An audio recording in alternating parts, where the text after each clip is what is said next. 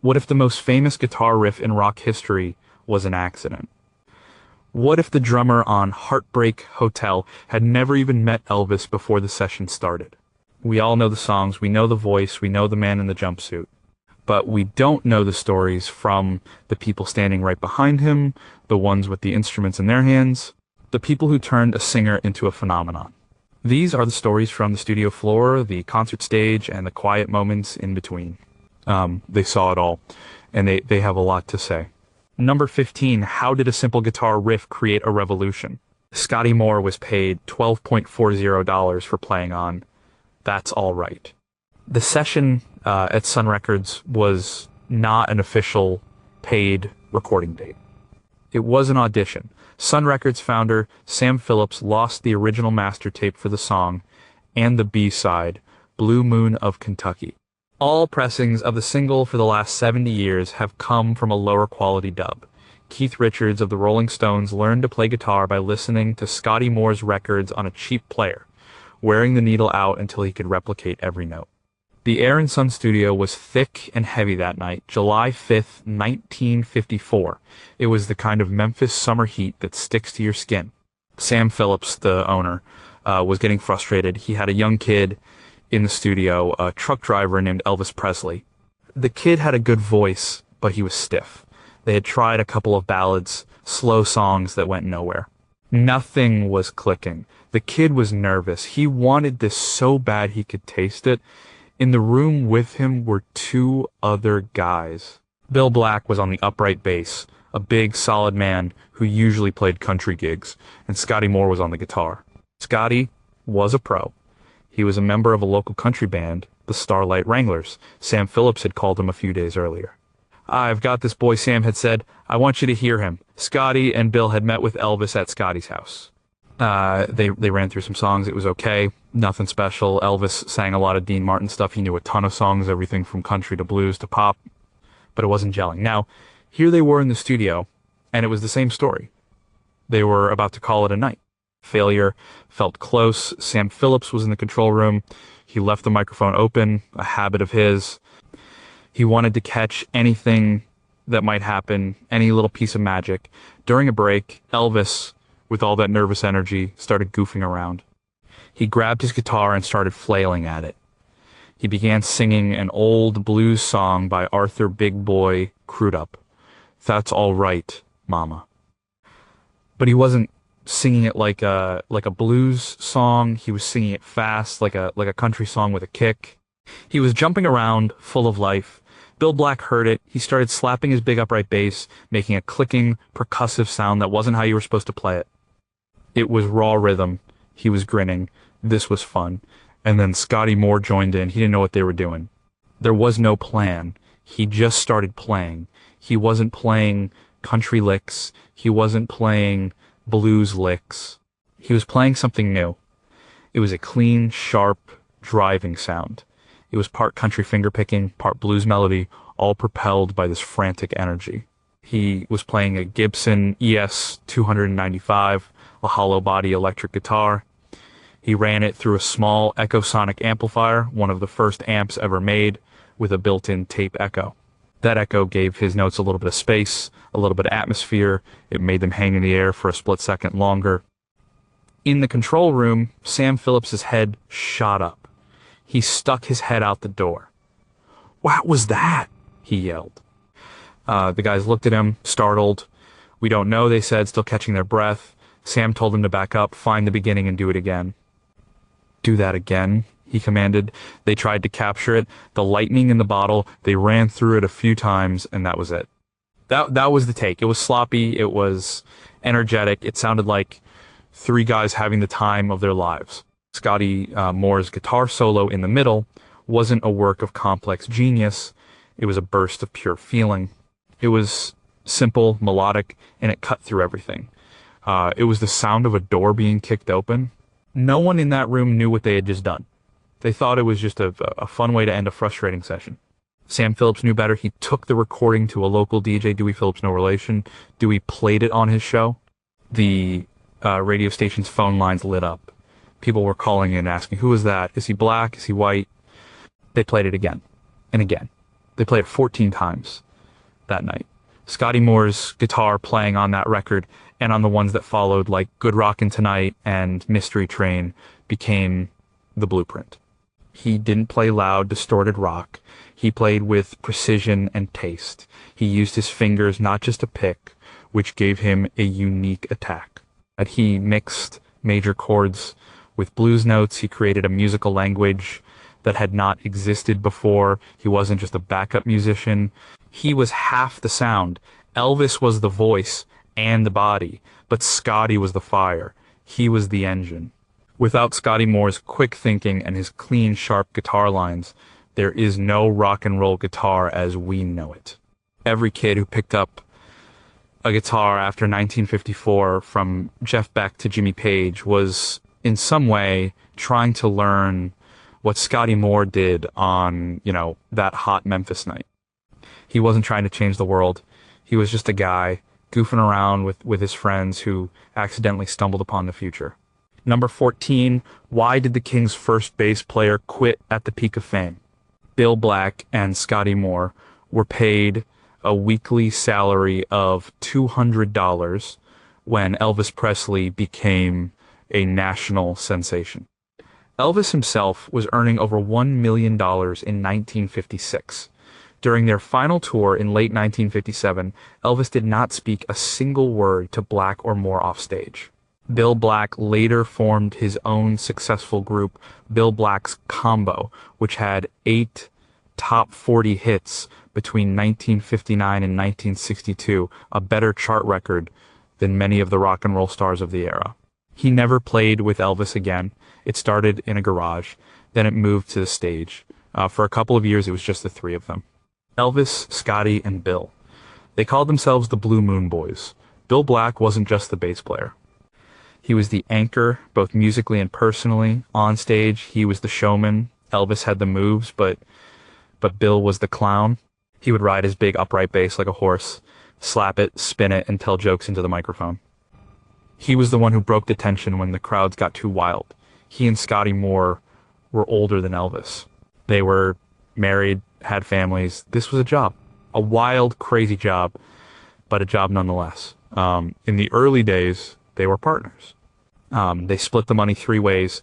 Elvis got 50% and Scotty and Bill each got 25%. It was fair. They were a band. Then Colonel Tom Parker arrived. The Colonel was a carnival barker in a manager's suit.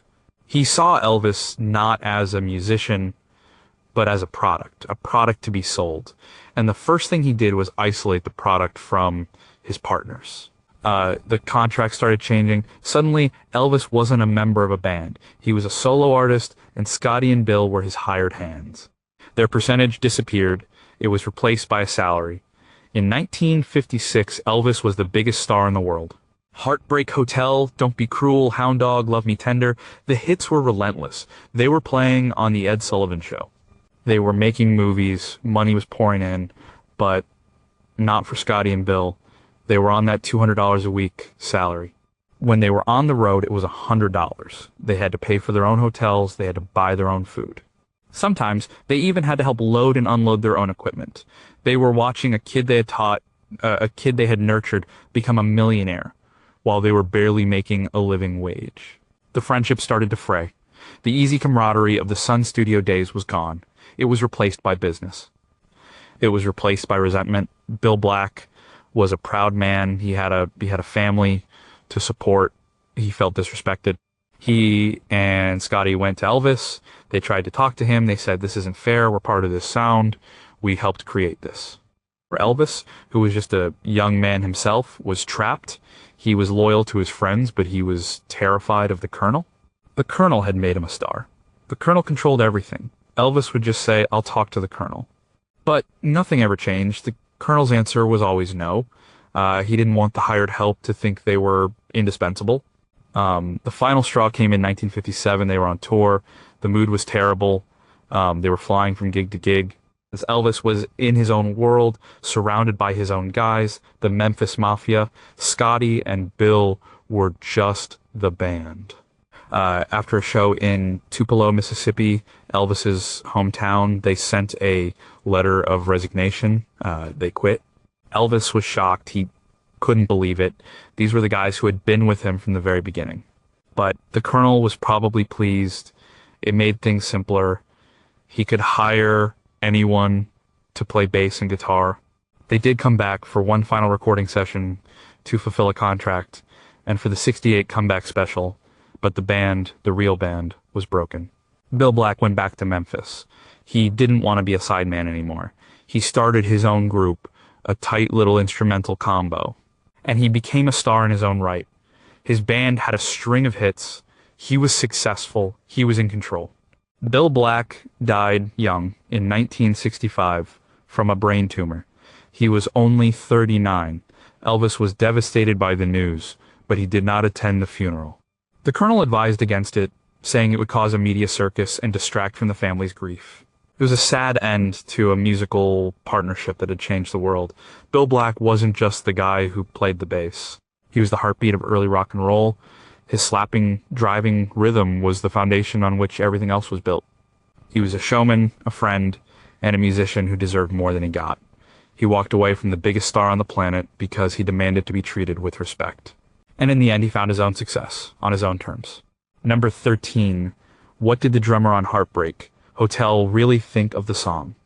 DJ Fontana had never met Elvis Presley before the recording session for Heartbreak Hotel on January 10th, 1956.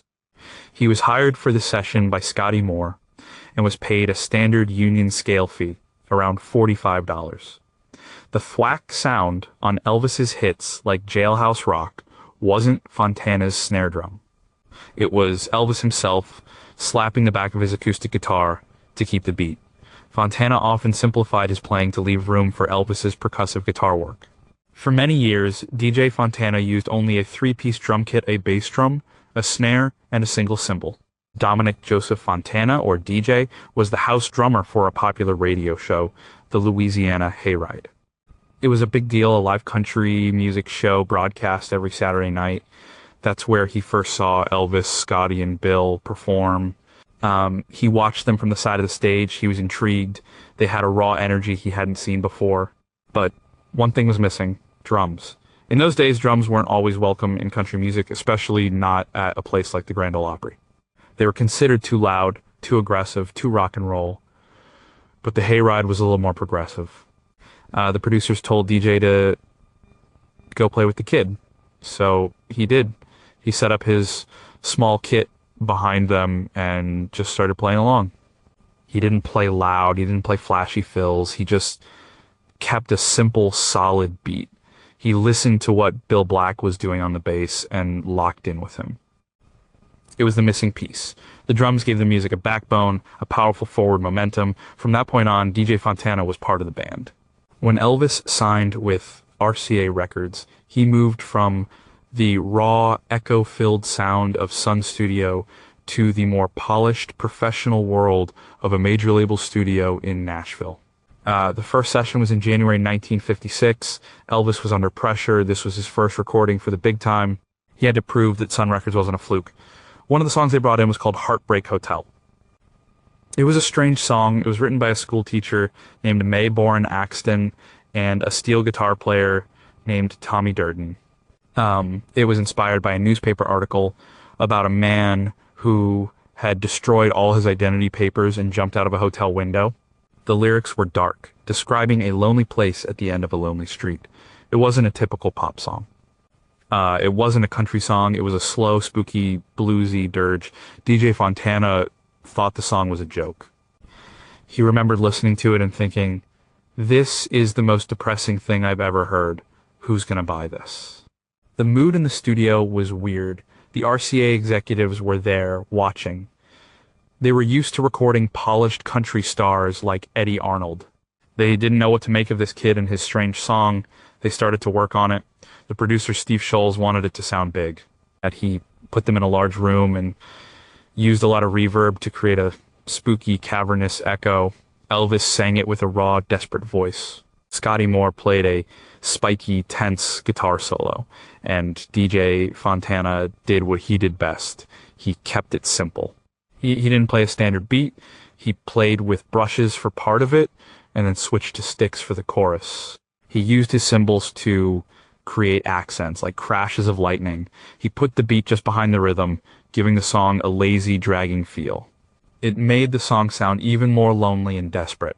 He wasn't just keeping time, he was creating a mood. He was painting a picture with his drums. The RCA executives hated it. They thought it sounded like nothing on the radio. They told Elvis it was going to ruin his career. They were wrong. Heartbreak Hotel went to number one. It was Elvis's first million-selling single. It was the record that made him a superstar. DJ Fontana's drumming was the secret weapon on all those early hits. He was never flashy. He never took a long solo. His job, as he saw it, was to make Elvis sound good. He played for the song. On Hound Dog, he played a frantic, explosive beat that matched the anger in Elvis's voice. On Jailhouse Rock, he played a simple, powerful rhythm that you could march to. He was the perfect drummer for Elvis because he understood that the music was all about energy and feeling. He wasn't just a timekeeper, he was the pulse of rock and roll. And he helped turn a song he thought was a depressing mess into one of the most iconic records of all time. Number 12. How did gospel singers end up on rock's most dangerous records? The Jordanaires, a white gospel quartet, sang back up on nearly every major Elvis hit from 1956 to 1968. They are likely the most heard vocal group in history. The iconic oohs and ahs on songs like Are You Lonesome Tonight were often created on the spot in the studio, with the group's leader, Gordon Stoker, arranging the harmonies. Despite their massive contribution, they were rarely credited on the record labels. During the Hound Dog session, the Jordanaires refused to sing the line, "You ain't nothing but a hound dog," considering it silly. Elvis sang all the backup parts himself through overdubbing. Elvis Presley's first love wasn't rock and roll. It was gospel music. He grew up singing it in church. He knew all the songs, all the harmonies. When he became a star, he wanted that sound on his records. He wanted the sound of a gospel quartet with its rich four-part harmony. He had first heard the Jordanaires on the radio. They were a popular white gospel group, members of the Grand Ole Opry. They were known for their smooth, tight harmonies. In 1955, when Elvis was still a regional star, he saw them backstage at a show in Memphis. He walked up to them, a shy kid, and said, "If I ever get a recording contract with a major label, I want you guys to sing with me." They smiled and said, "Sure, kid." They didn't think much of it. A year later, the phone rang. It was Elvis. He had signed with RCA, he was in the studio in Nashville, and he wanted them. The Jordanaires were in a tough spot. They were respected figures in the conservative world of gospel music. This new music, this rock and roll, was seen by many as the devil's music. It was loud, suggestive, and dangerous. Working with Elvis could ruin their reputation, but they liked the kid. And the money was good. So they said yes. Their first session together was for the song I Was the One. They walked into the studio and found their place around a microphone. Elvis was there, full of energy. He taught them their parts by singing them. He had an incredible ear for harmony. He knew exactly what he wanted. He wanted their smooth gospel sound, but he wanted it on his rock and roll records. It was a strange combination. You had Elvis, the raw, rebellious singer, and the Jordanaires, the clean-cut, professional gospel quartet. But it worked. Their smooth, polished harmonies acted as a cushion for Elvis's wild voice. They filled in the spaces. They added a layer of class and sophistication to the music. Think about Don't Be Cruel. Elvis sings the lead, a hiccuping cool vocal. But behind him, you hear the Jordanaires. Woo, woo, they sing. Their voices blending perfectly. It's that sound that makes the record. It's the contrast between the raw and the smooth, the sacred and the profane. They became an essential part of the Elvis sound. They were on I'll Shook Up Teddy Bear, It's Now or Never, and hundreds of other songs. Gordon Stoker, the group's tenor and leader, became the unofficial vocal arranger in the studio. Elvis would hum a part, and Gordon would write it down and teach it to the other singers. They worked fast. They often recorded 4 songs in a 3-hour session. They saw a side of Elvis that few people saw. In between takes or late at night after a session, Elvis would sit down at the piano and he would start playing gospel songs. He would sing for hours. He would ask the Jordanaires to sing with him. This wasn't for a record. This wasn't for an audience.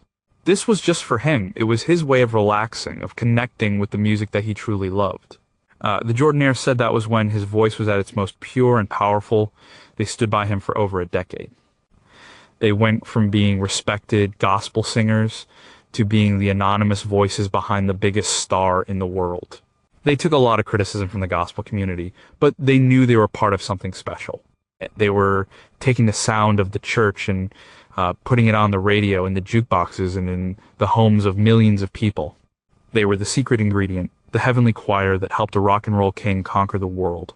Number 11, could a piano mistake become a signature sound? Floyd Cramer was a self-taught piano player who could not read music.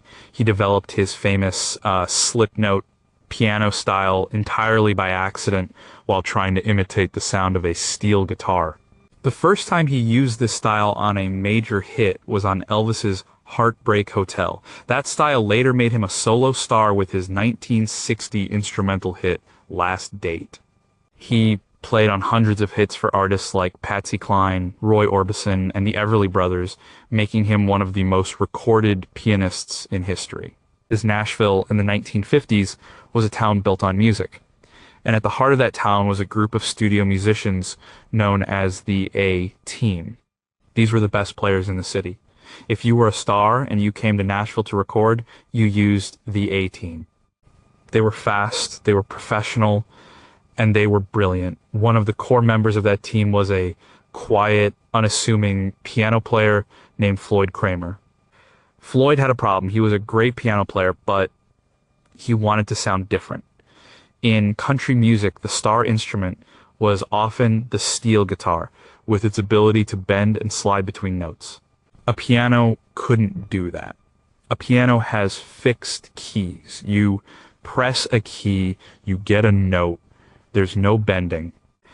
One day in the studio, he was fooling around.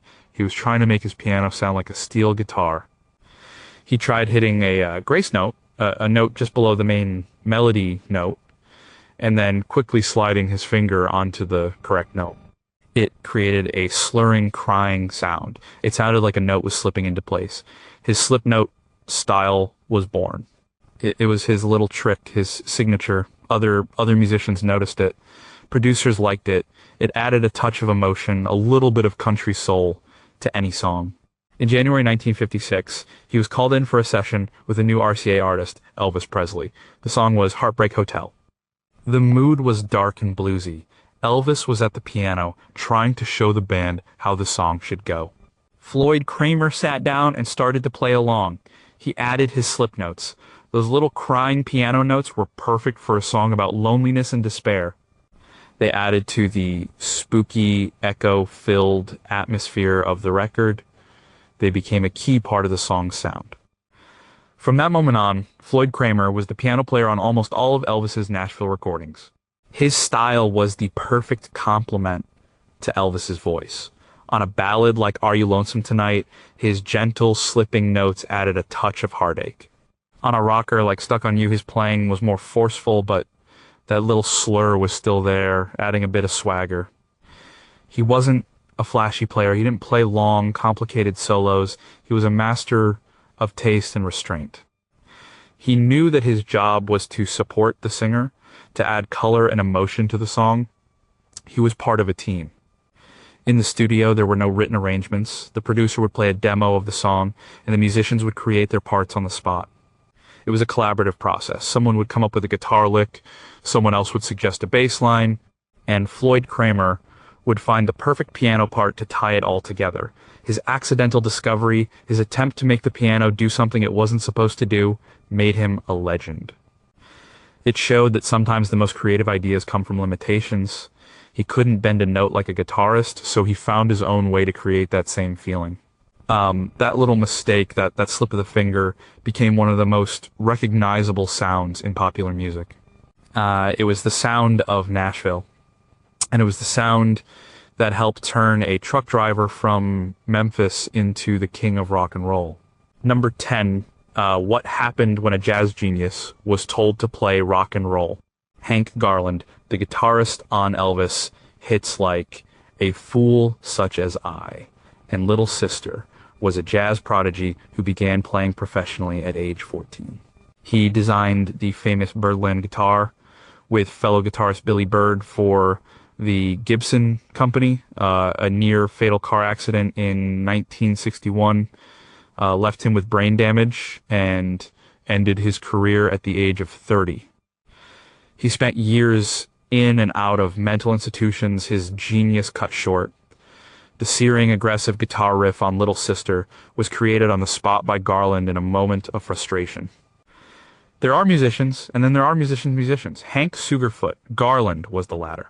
By the late 1950s, he was already a legend in Nashville. He could play anything. He was a brilliant country player. But his real love was jazz. He played with a speed and sophistication that left other guitarists in awe. He was a true virtuoso. So what was a jazz genius like Hank Garland doing in the studio with Elvis Presley? He was making a living. The team sessions paid the bills, and he was a professional. When he was in the studio, he gave the artist what they needed. But it wasn't always easy. He often found the simple three-chord structure of rock and roll to be boring. He was capable of so much more. But he was also a competitor. He wanted to be the best, no matter what style of music he was playing. In 1961, Elvis was in the studio to record a new single. He had just gotten out of the army. His music was becoming more polished, more pop-oriented. The A-Team was assembled. The song they were working on was called Little Sister. It was a driving, bluesy rock song with a bit of an edge. They ran through the song a few times. It sounded good, but it was missing something. It needed a hook. A great guitar riff. All eyes turned to Hank Garland. Hank was playing a new guitar, a Bigsby. He was still getting used to it. He started playing a riff, a catchy syncopated line that matched the rhythm of the song. It was classic Hank Garland, clean, melodic, and technically perfect. Elvis listened. He shook his head. "No, Hank," he said. "That's not it. I need something dirtier, something with more bite." Hank tried again. He played another riff, a little bluesier this time. Elvis shook his head again. "No, more." They went back and forth. Hank was getting frustrated. He was a jazz master, and this pop singer was telling him how to play the guitar. He felt like he was being put in a creative straitjacket. Finally, out of sheer frustration, he just let loose. He cranked up his amplifier and attacked his guitar. He played a loud, aggressive, almost angry riff. It was raw, distorted, and full of attitude. It was the sound of a virtuoso slumming it, and he was mad about it. The studio fell silent. Then Elvis broke into a huge grin. "Yeah," he said. "That's it. That's the one." The riff became the centerpiece of the song. It's the first thing you hear, and it drives the entire track. It's one of the greatest rock and roll guitar riffs of all time, and it was created in a moment of anger. It was the sound of a jazz genius who was tired of being told to simplify his playing. He poured all of his frustration and technical skill into a few short notes, and in the process, he created something iconic. It was one of his last great moments in the studio. Just a few months later, his car accident would end his career. But his legacy was secure. He was the guy who could play the most complex jazz chords and the dirtiest rock and roll riffs. He was the secret weapon who could elevate a simple pop song into a work of art. And he showed that sometimes the greatest art comes not from a place of comfort, but from a place of frustration. Number 9, did a joke on a saxophone become an iconic hit?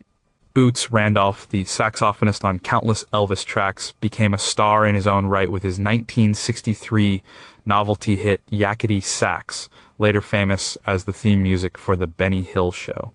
He had to be coaxed into playing the wild, raucous solo on Elvis's Reconsider Baby because he was afraid it was too aggressive for a pop record. The famous sax solo on Return to Sender was worked out in just a few minutes in the studio, with Boots creating the melody on the spot. The Nashville team had a secret weapon. You know, when a song needed a little something extra, a little bit of grease, a little bit of soul, they called Boots Randolph. Boots was a saxophone player with a huge sound and an even bigger personality. He could play sweet and melodic on a ballad or he could honk and scream on a rock and roll song. He was the wild card. In 1962, Elvis was deep in his movie phase. He was churning out soundtracks for films like Blue Hawaii and Girls, Girls, Girls. The music was often light and poppy, a long way from the raw rock and roll of his early days. The A-Team was there, trying to inject some life into the formulaic songs. They were working on a song for the movie Girls, Girls, Girls, called Return to Sender. It was a catchy, upbeat pop song with a clever lyric about a letter that keeps coming back. It was a good song, but it needed a hook. It needed a solo. The song had a bit of a shuffle rhythm, a little bit of a New Orleans feel. Someone suggested a saxophone solo. All heads turned to Boots. Boots listened to the song. He picked up his sax and started to play along. He wasn't playing a written part. He was improvising, trying to find a melody that would fit. He started playing a simple, bouncy melody that perfectly matched the feel of the song. It was playful and catchy. It sounded like he was having a conversation with Elvis's vocal. The producer, Chet Atkins, loved it. Elvis loved it. They did a few takes and that was it. The whole thing took maybe 15 minutes. Boots Randolph had just created one of the most famous saxophone solos in pop music history, and he had done it on the fly. That was the magic of the A-Team. They were masters of spontaneity. They could walk into a studio, hear a song for the first time, and create a classic arrangement in a matter of minutes. And Boots was a key part of that. He had an incredible ear for melody and a great sense of humor in his playing. He wasn't just a rock and roll player. He was a versatile musician who could play any style. But he became famous for that yakety style, a raucous, high-energy sound that was perfect for rock and roll. He played it on songs like Reconciter Baby, where his screaming solo sounds like it's about to tear the song apart. The Return to Sender solo is different. It's not wild. It's perfectly crafted. It's a pop masterpiece. It's so good that it's hard to believe it was made up on the spot, but that's how they worked. It wasn't about long, drawn-out rehearsals. It was about capturing a moment of inspiration. Boots Randolph was a master of those moments. He could take a simple pop song and, with a few perfectly chosen notes, turn it into something unforgettable. He was the guy who brought the party to the recording studio, and his spontaneous burst of creativity on a forgotten movie soundtrack gave the world a melody it would never forget. Number 8. How did two songwriters trick Elvis into recording their masterpiece? Jerry Leiber and Mike Stoller, the songwriting duo behind Hound Dog and Jailhouse Rock, were initially not fans of Elvis's version of Hound Dog, preferring the original blues version they wrote for Big Mama Thornton. During the Jailhouse Rock sessions, they practically produced the record, a role usually reserved for RCA staff. They had a falling out with Elvis's manager, Colonel Parker, over a contract dispute and never worked directly with Elvis again. Mike Stoller even has a cameo in the film Jailhouse Rock, playing the piano in the band. Jerry Leiber and Mike Stoller were not your typical songwriters. They were two Jewish kids from New York who were obsessed with black rhythm and blues music. They wrote songs that were smart, funny, and full of slice-of-life details. They wrote Hound Dog for a blues singer named Big Mama Thornton. It was a tough, angry song from a woman's point of view. When they heard that Elvis Presley had recorded it, they were not happy. They thought he had turned their blues song into a silly rock and roll novelty. Then the royalty checks started arriving, and they were huge. They changed their minds. In 1957, they were asked to write the soundtrack for Elvis's new movie, Jailhouse Rock. They flew to Hollywood and rented a hotel room. They had a piano moved in. The movie producers showed up and put the script on the piano. Leiber and Stoller looked at it. It was about a guy who goes to prison and becomes a star. They saw the scene titles Jailhouse Rock, I Want to Be Free, You're So Square Baby I Don't Care. Leiber pushed the script off the piano. He didn't want to read it. He just wanted to write songs based on the titles. They locked themselves in the hotel room, and in one afternoon they wrote the entire soundtrack. They went to the recording studio to teach the songs to Elvis. They were shocked by what they found. The studio was full of Elvis's friends, the Memphis Mafia. People were playing around. It was not a professional atmosphere. The RCA producer was barely involved. Lieber and Stoller realized that if they wanted the songs to sound right, they would have to take control. So they did. They became the unofficial producers. They told the musicians what to play. They worked with Elvis on his vocal delivery. The title track, Jailhouse Rock, was the centerpiece. It was a wild, chaotic song, a mini opera about a party in a prison. Leiber and Stoller had a specific sound in their heads. They wanted it to be loud, aggressive, and powerful. They had two drummers playing at the same time to get a bigger sound. They had two basses. They pushed Elvis to sing with a raw, almost shouting voice. Elvis loved it. He was a professional in the studio. He responded to their direction. He was excited by the energy of the song. He threw himself into the performance. The result was one of the greatest rock and roll records ever made. You know, it was a blast of pure energy, a 2.5-minute explosion of sound. Lieber and Stoller had done something amazing. They had walked into the King's Court and taken over. They had shaped the sound of one of his most iconic records. They showed what could happen when great songwriters were allowed to be involved in the recording process. Their partnership with Elvis was short-lived. A contract dispute with Colonel Parker ended the relationship. But their impact was immense. They gave Elvis some of his best material, songs that were smarter and more complex than typical rock and roll fare. And on Jailhouse Rock, they created a moment of perfect chaotic synergy. They were two smart aleck kids from New York who, for a brief moment, became the creative directors for the biggest star in the world. They saw a chaotic movie set, and instead of running away, they built a masterpiece in the middle of it. Number 7, who was the 68 Comeback Special's unsung hero. The legendary unplugged segment of the 68 Comeback Special was a last-minute idea by director Steve Binder, who fought against Colonel Parker's wish for the entire show to be Christmas-themed. Elvis was extremely nervous about performing live again after years of making movies. He hadn't faced a live audience since 1961. The black leather suit Elvis wore was so hot under the studio lights that he nearly fainted. The session musicians for the big production numbers were members of the famed Wrecking Crew from Los Angeles, not his usual Nashville A-team. By 1968, Elvis Presley was in danger of becoming a joke. He was stuck in a cycle of bad movies and mediocre soundtracks. The world of music had moved on.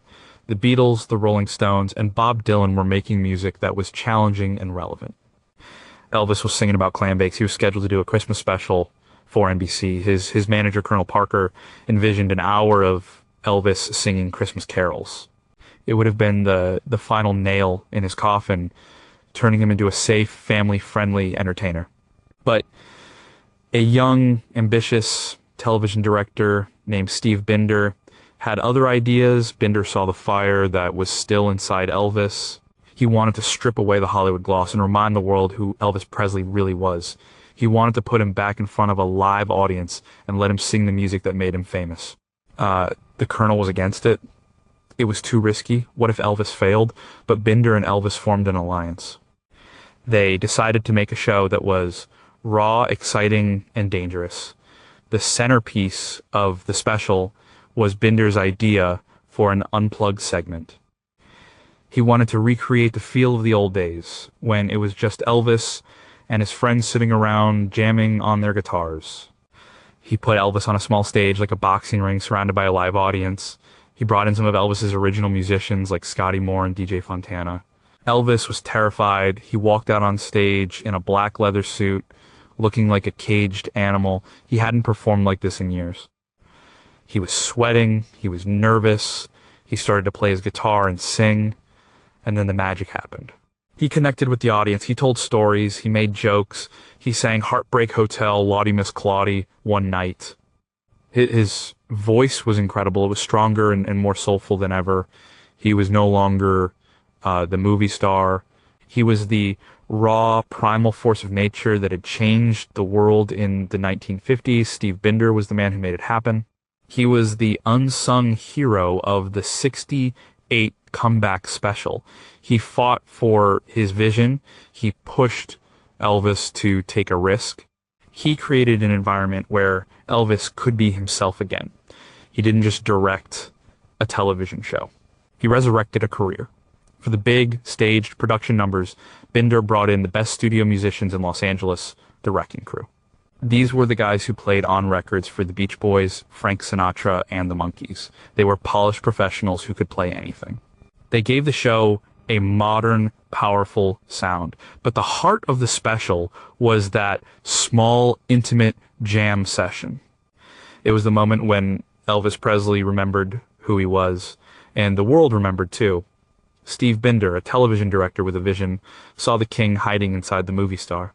He coaxed him out, put him in a leather suit, and pointed a camera at him. The result was one of the greatest moments in television history, a raw and powerful performance that saved Elvis's career and cemented his legacy as the undisputed king of rock and roll. Number 6, why did the master of the Telecaster drop everything for Elvis? James Burton had to turn down a spot in Bob Dylan's first touring band to join Elvis's TCB band. The famous guitar lick on Dale Hawkins' Susie Q, which Burton played as a teenager, was created by tuning his low E string down to a D Burton, has played with a who's who of music royalty, including Johnny Cash and a young Emmylou Harris, Frank Sinatra, and John Denver. But he says his 8 years with Elvis were the highlight of his career. The initials TCB stand for Taking Care of Business, Elvis's personal motto. James Burton was already a guitar legend long before he ever met Elvis Presley. As a teenager, he played the iconic swampy guitar riff on Susie Q. He was the lead guitarist in Ricky Nelson's band, playing on hits like Hello, Mary Lou. He was one of the most in-demand session guitarists in Los Angeles, a key member of the Wrecking Crew. He was known as the master of the Telecaster for his incredible speed, precision, and his signature chicken pickin' style. In 1969, Elvis was putting together a new band for his return to live performances in Las Vegas. He wanted the best musicians in the world. He only had one person in mind for lead guitar, James Burton. Elvis called James personally. "James," he said, "I've been watching you since you were in Ricky Nelson's band. I want you to be in my band." James was floored. This was Elvis Presley. But there was a problem. James was busy. He was doing sessions all day, every day. He was also supposed to go on tour with a new singer he was working with. He told Elvis he didn't think he could do it. A few days later, Elvis called again. "James, are you sure you can't do it?" he asked. "We're starting rehearsals soon." And James explained his situation. Elvis was disappointed. A week went by. The phone rang again. It was Elvis. "Look," he said, "I really need you to do this." James Burton couldn't say no to the king a third time. He canceled his other commitments. He dropped everything to join Elvis's band. It was a decision that would change his life. He walked into the first rehearsal. Elvis was there. He was friendly and down to earth. They started to play. James was amazed by Elvis's musical knowledge. Elvis knew every part of every song. He could direct the band like a conductor. James Burton's guitar became a key part of the new Elvis sound. It was powerful, dynamic, and explosive. On stage, Elvis and James had an almost telepathic connection. Elvis would make a move, and James would answer with a burst of notes from his Telecaster. He wasn't just a sideman, he was a co-star. The TCB band was a powerhouse. They were a tight, professional unit that could turn on a dime. They had to be. Elvis was an unpredictable performer. He might extend a song, change the tempo, or start a song that wasn't on the set list. The band had to be ready for anything. James Burton was the leader of that band. He was the one who watched Elvis's every move, ready to follow him wherever he went. He stayed with Elvis for 8 years until the very end. He played on hundreds of shows and recordings. He was there for the triumphant return to Vegas, and he was there for the sad final concerts. He saw the good and the bad. Why did he drop everything for Elvis? It wasn't just about the money or the fame, it was about the music. He recognized that Elvis was a true musical genius, a one-of-a-kind performer. He wanted to be a part of that. He knew that playing with Elvis was a chance to be a part of history, and for 8 years, the master of the Telecaster stood to the right of the king, providing the fiery, virtuosic guitar licks that fueled the most exciting live show on earth. Number 5, how do you write a bass line for a song that has no rules? Jerry Sheff, the bassist in the TCB band, played the iconic bass line on The Doors' L.A. Woman. During the recording of Suspicious Minds, the producer, Chips Moman, created a premature fade-out on the master tape, which had to be manually fixed by splicing in the ending again, creating the song's unusual false ending and comeback. Elvis loved Chef's busy, melodic bass playing so much that he would often turn around on stage and say, "Play it, Jerry," to cue a bass solo. Suspicious Minds was Elvis's 18th and final #1 single in the United States during his lifetime. Suspicious Minds is not a normal song. It's a monster. It's a song about paranoia and mistrust, and the music reflects that. The tempo changes, the feel changes. It goes from a gentle verse to a powerful, almost frantic chorus. It's a roller coaster of a song, and it has one of the greatest bass lines in the history of pop music. The man who played that bass line was Jerry Scheff. He was a new member of Elvis's band, brought in for the legendary 1969 recording sessions at American Sound Studio in Memphis. These sessions were designed to get Elvis back to his roots, to record raw, soulful music away from the Hollywood machine. The producer Chips Moman had a song he wanted Elvis to record. It was Suspicious Minds, written by Mark James.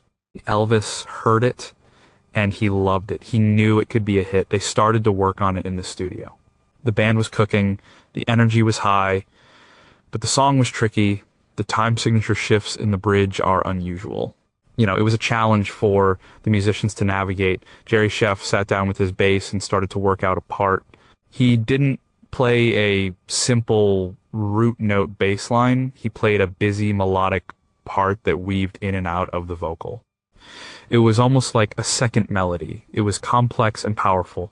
It drove the song forward. During the chorus, his bass line is a relentless driving force that matches the desperation in Elvis's voice. They recorded the track late at night. The session was long and intense. Everyone knew they were creating something special. But then the producer made a decision. As the song reached its powerful climax, he started to fade it out. In the 1960s, pop songs were supposed to be short and to the point. He thought the song was running too long. Elvis and the band were in the studio, still playing their hearts out. They didn't know the song was being faded.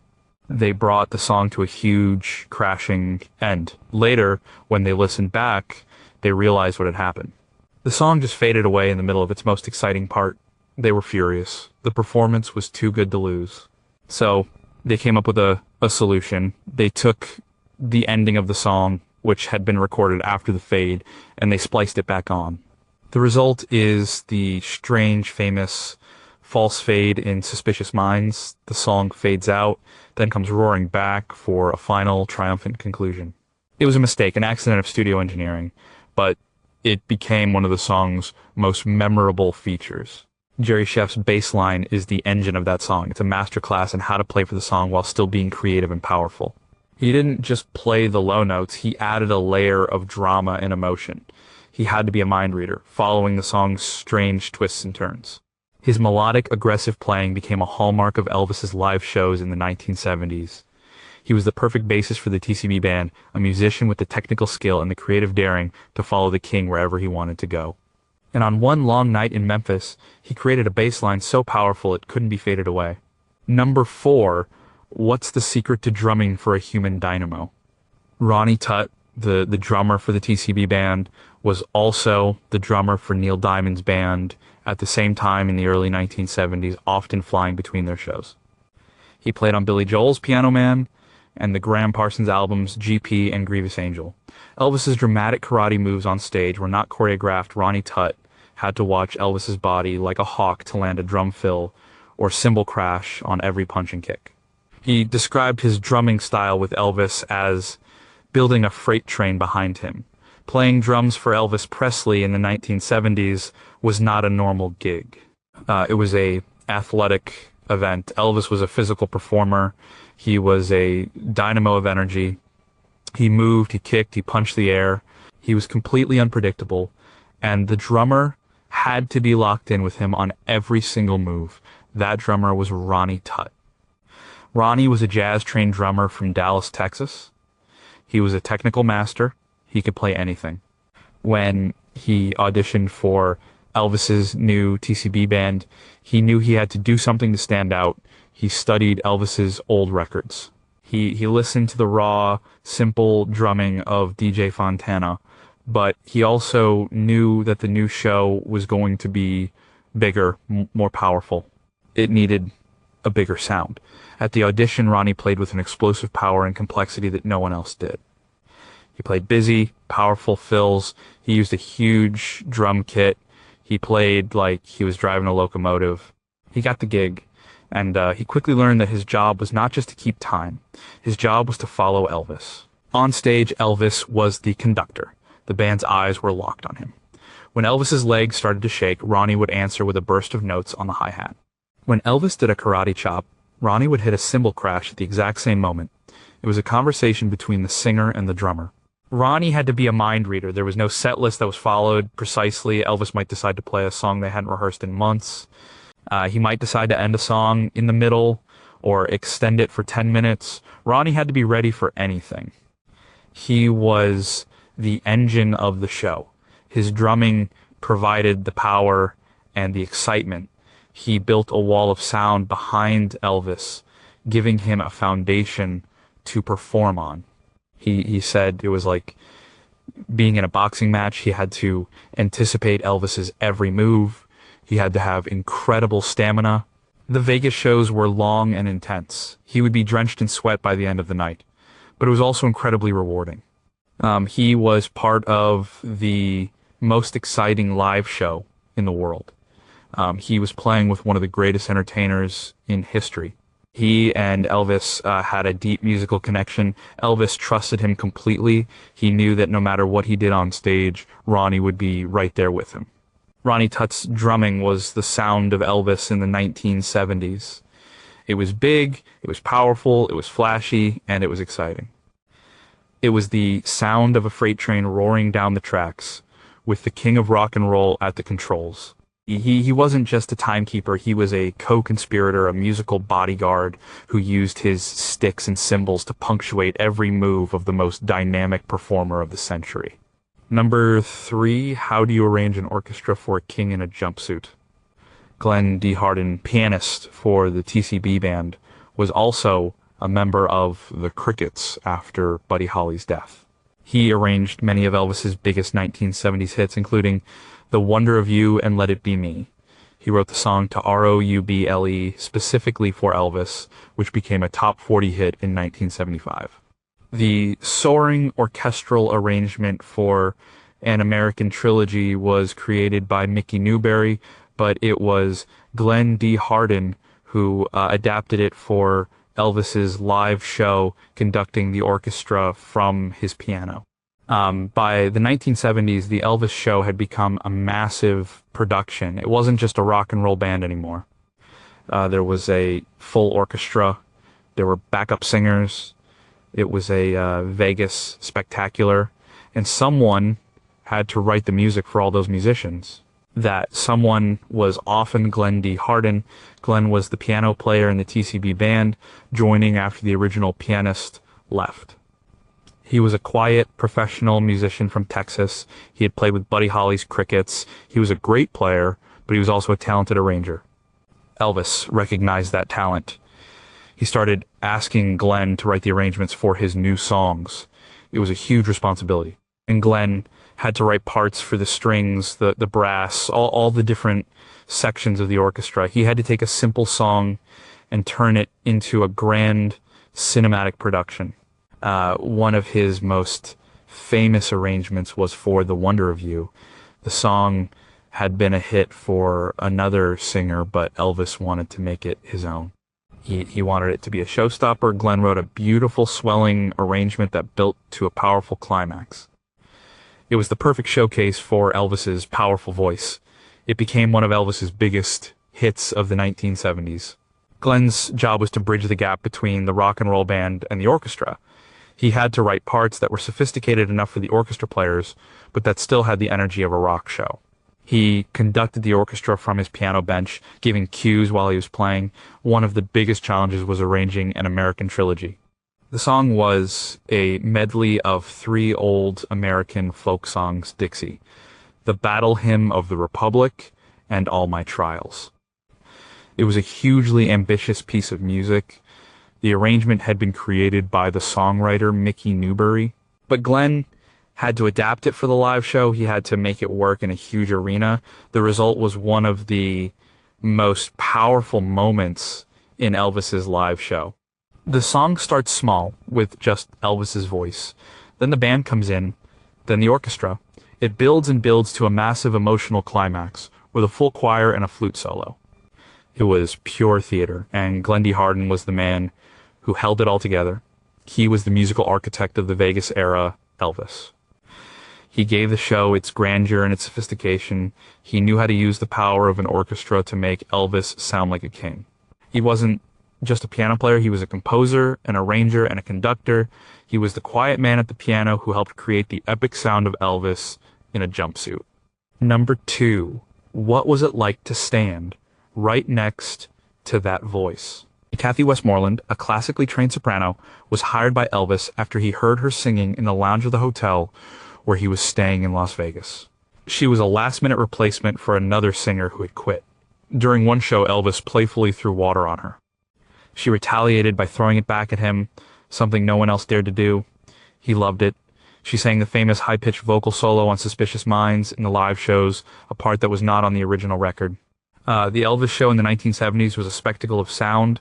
You had the powerful TCB band, a full orchestra, and 2 gospel groups, the Imperials and the Sweet Inspirations. But in the middle of all that sound, there was one pure high voice that soared above everything else. That was the voice of Kathy Westmoreland. Kathy was a soprano. She was trained in classical music and opera. She had a voice that was clear as a bell. Joining Elvis's rock and roll circus was a culture shock for her. She was hired on a moment's notice. Elvis needed a new high voice singer for his show. He heard Kathy singing and hired her on the spot. Suddenly, she was on a private jet flying to the next show. She had to learn the music on the plane. Standing on stage next to Elvis was an overwhelming experience. The noise from the crowd was a physical force. The music was incredibly loud, and then there was Elvis himself. He was a whirlwind of energy, but when he sang, especially on the ballads, his voice was pure magic. And Kathy said that standing next to him, she could feel the vibration of his voice in her own chest. It was a physical presence. Her job was to sing the high harmony parts, to add a touch of sweetness and light to the powerful sound of the show. On a song like An American Trilogy, her voice would float over the top of the orchestra and the choir, adding a touch of angelic beauty. She also had a front row seat to the man behind the legend. She saw his generosity. He gave lavish gifts to everyone in his entourage. She saw his sense of humor.